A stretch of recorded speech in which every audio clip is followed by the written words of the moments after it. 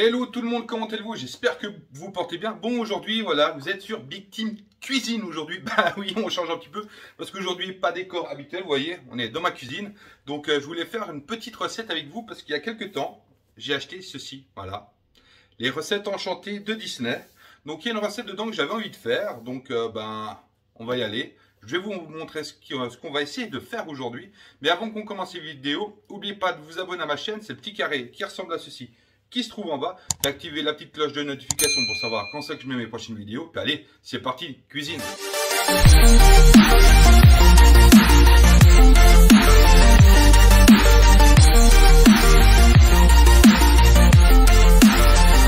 Bon bah alors voilà, pour commencer cette recette c'est déjà quoi? Ah oui, c'est... Mes gougères aux épinards. Oui, les gougères de Kronk, c'est juste. Bon, alors, déjà, pour faire cette recette de gougères de Kronk, donc couscous évidemment, nous avons déjà besoin de une demi-gousse d'ail. Ah oui, avant que je vous commence, c'est à peu près pour 8 chaussons, hein, à peu près. Donc, une demi-gousse d'ail, voire une gousse d'ail. Une échalote, voilà, je ne l'ai encore pas coupée, on y fera après. Vous avez besoin de 4 tomates confites, pas tomates confites, 4 tomates séchées, un demi-jaune d'œuf. Vous avez besoin de 100 g de fromage râpé et évidemment des épinards. Nous avons besoin exactement de 500 g à peu près, voire un peu moins, ça dépendra de la texture qu'on va avoir, d'épinards. Nous avons besoin aussi de 100 g, 150 g, voire un petit peu plus, 150 g de fromage frais et évidemment d'une pâte feuilletée. Donc oui, j'ai fait la feignasse, j'ai pris une pâte feuilletée déjà faite, mais si vous voulez en faire une vous-même, vous pouvez. Bon, bah allez, on va pas traîner. Pour commencer, avant tout ceci, premier truc à faire, c'est mettre à chauffer votre four, 180 degrés, chaleur standard ou tournante, je suis pas convaincu, mais chaleur standard. Et puis allez, c'est parti, cuisson. Bon allez, c'est parti. Premier truc à faire déjà, c'est nous occuper de notre échalote. Donc on va préparer notre échalote. Alors on va prendre un petit couteau, attention aux doigts évidemment. Première chose, déjà on va hacher notre échalote, hein.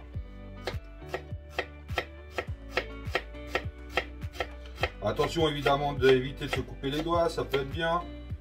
Les doigts c'est toujours utile, on ne sait jamais. Alors ce qu'on va faire, on va le remettre dans son petit récipient. J'ai fait le petit cochon là. Hop. Mais comme c'est propre, c'est tout bon. Allez, hop, on continue.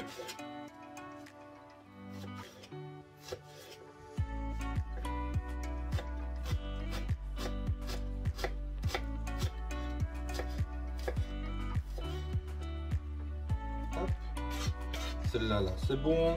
Ensuite, le dernier petit bout.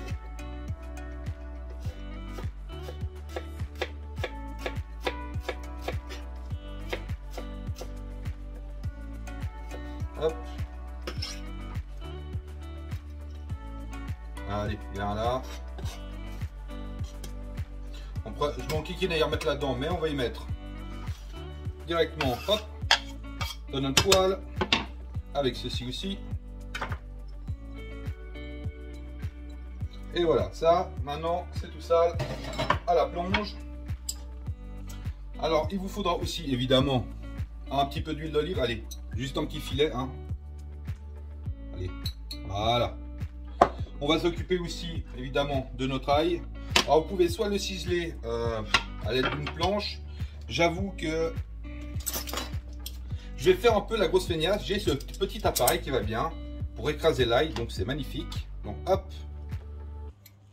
On va y mettre dedans, on écrase, hop. On va refaire une petite deuxième écrasée, voilà.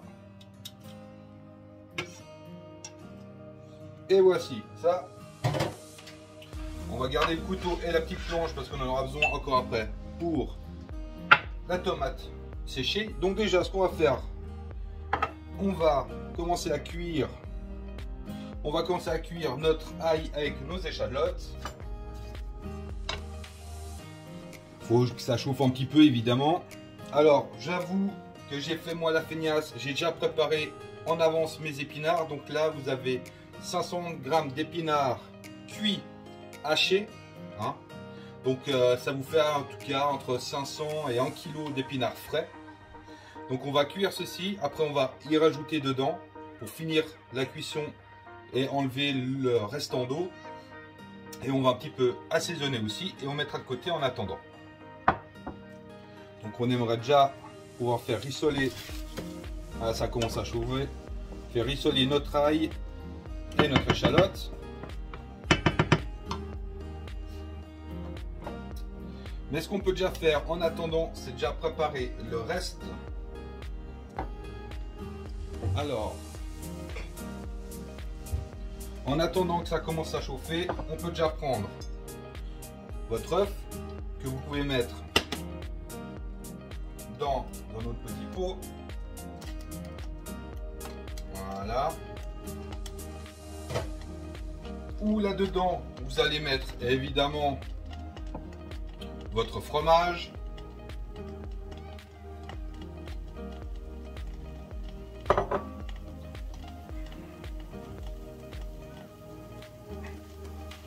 Et vous allez mettre aussi là-dedans votre fromage frais et vous allez mélanger tout ceci. Mais entre-temps, il ne faut pas oublier de s'occuper de notre ail et de notre échalote. Il faut juste y laisser quelques minutes juste pour que ça rissole puis que ça commence à cuire. Trop, ça serait pas bien parce qu'après, quand c'est brûlé, c'est pas bon, évidemment. Hein.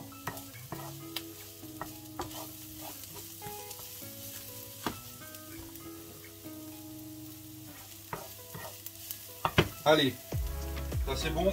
On met nos épinards.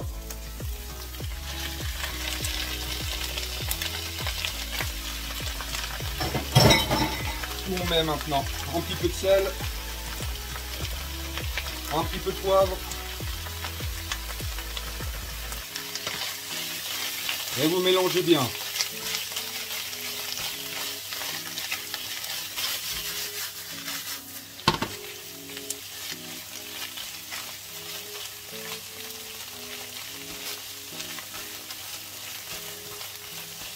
Voyez, moi comme j'ai préparé à l'avance, il n'y a quasiment pas d'eau, donc c'est parfait.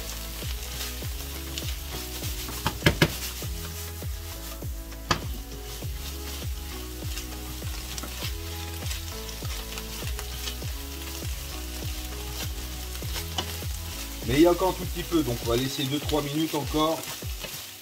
Évidemment, en remuant pour éviter de les brûler, ce serait quand même dommage.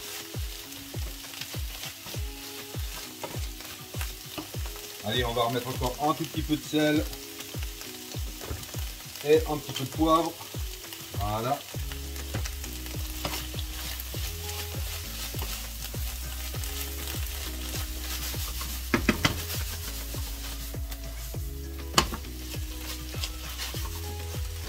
Voilà, cette fois je vois plus d'eau, plus rien du tout, donc c'est tout cuit. Donc on arrête, on y laisse de côté, vous en occupez plus. Comme je vous ai dit avant, j'ai mis mon œuf, j'ai mis le fromage à râper dedans. On va prendre une petite fourchette, on va déjà commencer à mélanger ceci. Là-dedans, vous rajoutez aussi hop, votre fromage frais. Hop.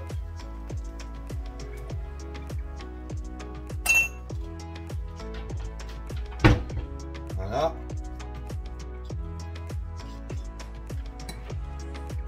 Et il faut bien... Ah, voilà, hop. Ça commence à se détendre, il faut bien mélanger ensemble.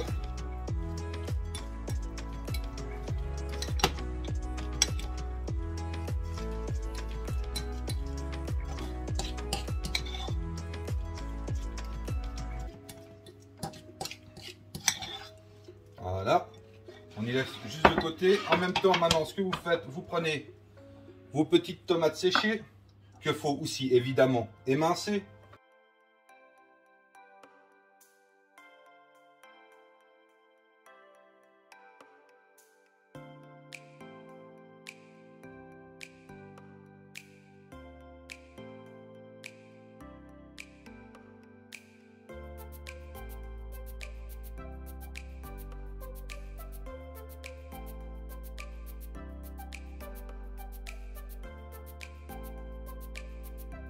On arrive bientôt au bout, c'est parfait. Et voilà, hop. Donc maintenant on reprend ceci. Notre tomate dans notre petit bol. Le reste, vu qu'on n'a plus besoin, ça part à la plonge, évidemment. On mélange bien ceci.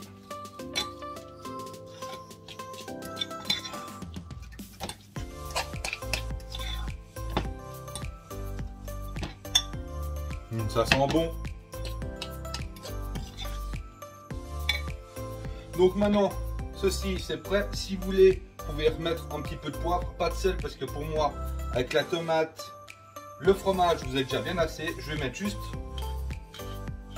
un ou deux petits tours de poivre, juste pour relever encore.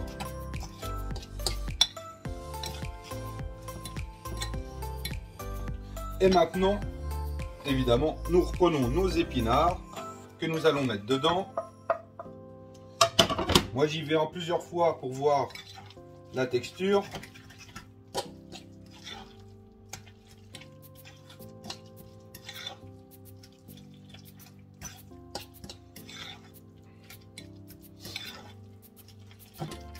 Allez, on va mettre encore un petit peu. On va même caler, soyons fous. On va tout mettre.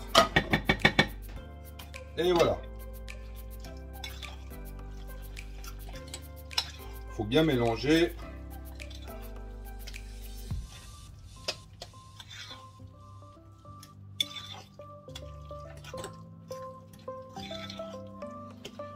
Et voilà. Et puis maintenant, évidemment, on n'a pas le choix. Faut tester pour voir si c'est bon.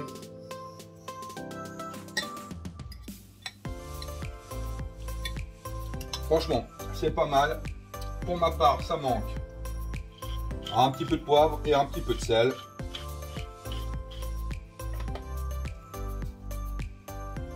Hop. Après, il faut assaisonner à vos goûts. Si vous voulez mettre un petit peu de piment, vous pouvez aussi.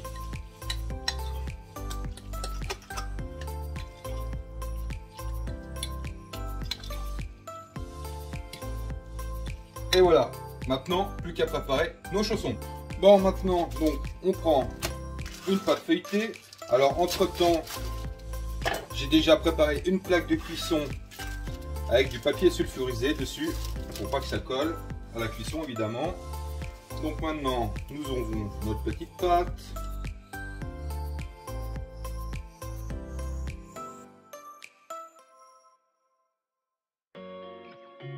Hop, et voilà. Donc, nous devons détailler notre pâte en 8 carrés, évidemment, pour faire 8 chaussons. Donc, on va déjà la faire en deux.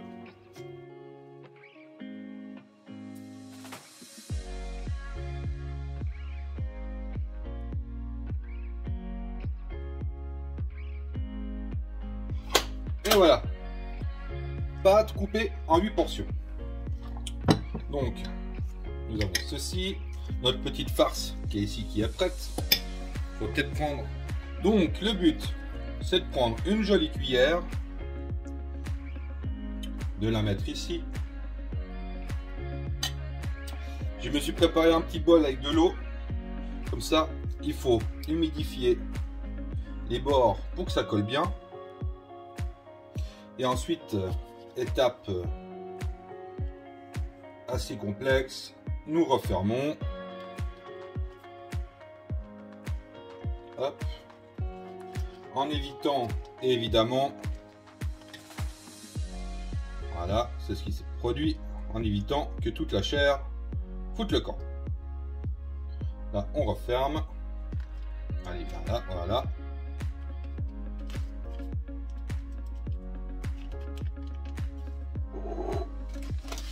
Une petite fourchette pour bien fermer vos petits chaussons. Voilà. Moi j'appuie un petit peu dessus pour étaler la farce. Alors vu que j'ai pas envie de les porter et en évitant que ça les casse trop, vu que c'est déjà du papier, on va récupérer. Hop. Et voilà. Et ceci après ça barre sur notre plaque de cuisson.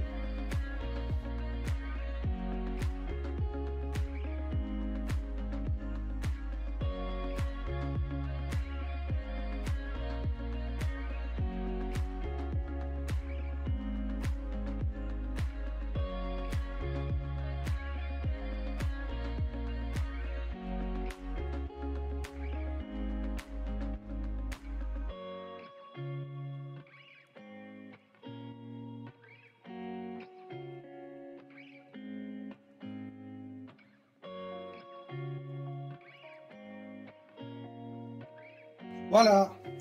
Alors là, nous en avons 2, 4, 5. J'en ai 2 autres qui sont déjà sur les plaques. Alors si vous voulez, vous pouvez les prendre comme ça et vous les enfourner directement au four comme ceci. Moi, je vais quand même les badigeonner un petit peu de jaune d'œuf pour que ça soit bien doré. Bon, alors là, j'ai pris mon petit œuf. Je mets un tout petit peu. J'ai mis juste l'équivalent d'une cuillère à soupe d'eau dedans. Comme ça, ça dissout super bien votre œuf. Et puis après, ben, c'est parti l'artiste, hein. Alors j'avoue, j'ai mis dans la farce en œuf avec le fromage et tout. C'est vraiment facultatif, vous n'êtes pas obligé, hein. Normalement l'œuf il est vraiment fait pour la dorure. Mais moi je trouve qu'en mettant un œuf dedans, à la cuisson, la farce se tient mieux. Voilà. Et si vous avez l'âme d'artiste, vous pouvez faire des petits dessins dessus. En prenant un petit couteau, vous pouvez faire des petits dessins si cela vous tente. Voilà, tous mes chaussons sont dorés. Allez, c'est parti au four pendant 15 minutes. Bon alors, petite précision, j'ai pu faire une deuxième fournée, voilà. Donc au total, il y en aura 16 au lieu de 8. Je pense que le petit bémol, c'est que j'ai mis sûrement trop d'épinards par rapport ce qu'ils proposent dans la recette, donc j'ai pu en faire deux fournées, voilà. Donc si jamais réduisez, je pense de moitié, en tout cas, la quantité que je vous ai donné d'épinards, si vous voulez en faire moins. Sinon, bah, laissez comme ça, hein, puis ça vous en fera 16, voilà. Bon, bah allez, bah on attend la cuisson et puis après dégustation. Allez. Bon, bah voilà, au final, j'ai quand même mis un petit peu plus de 15 minutes pour y cuire. Enfin, laisser, je pense, en tout cas bien 20 minutes. Parce que sinon ça ne sera pas cuit. Donc voici le résultat de notre petit gougère aux épinards de Kronk. Voilà. Donc on va en ouvrir un pour voir la tronche qu'il a. Alors.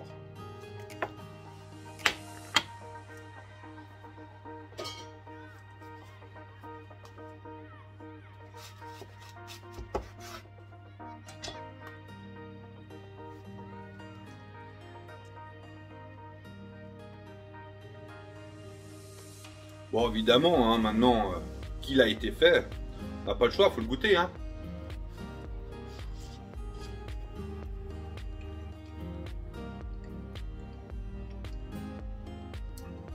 C'est bon. C'est un peu chaud encore vu que ça vient de sortir du four, évidemment. Mais sinon, c'est très très bon. Bon, en tout cas, j'espère que cette petite recette des gougères de Kronk vous a plu. Oh, ouais. Car moi, c'était fort agréable de vous présenter ceci. Donc portez-vous bien, partagez, likez, abonnez-vous si ce n'est encore pas fait, puis à la prochaine. Allez, ciao ciao.